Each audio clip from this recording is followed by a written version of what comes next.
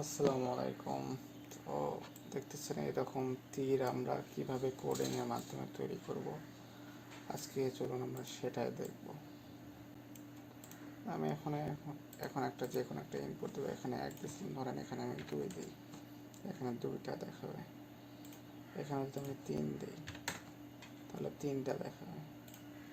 এখানে যদি আমি 5 দিই 5টা স্টার প্রিন্ট করবে।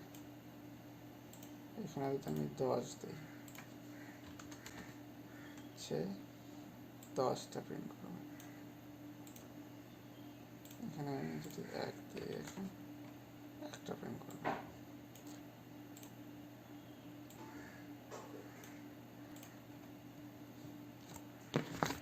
প্রথমে একটা ইনপুট নিচ্ছি, সেটা হচ্ছে n, মানে কয়টা প্রিন্ট করবেন সেটা ইনপুট নিলাম।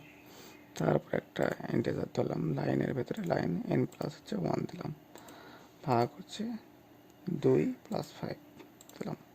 তারপরে স্টার হচ্ছে 1 ধরলাম, স্টার একটা।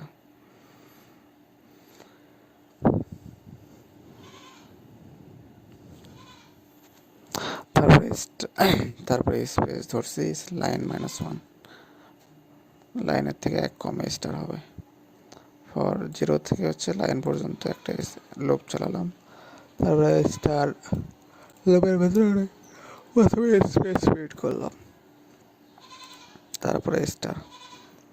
এখানে এসে স্টারকে আমরা 2 করে বাড়াই দিলাম, নিচে নিচে যাবে, 2 করে বাড়বে, আর স্পেসগুলো কমতে থাকবে। এখানে স্পেস লাইন ইন্টু হচ্ছে 2 হবে, -1 -n ভাগ হচ্ছে হলো 2। এখন 0 থেকে 5 পর্যন্ত লুপ চালাবো। তারপর স্পেসটাকে আবার আমরা প্রিন্ট করে দেব, দিয়ে এখানে হচ্ছে নিউ লাইন করে দিলেই আপনার হয়ে গেল কমপ্লিট।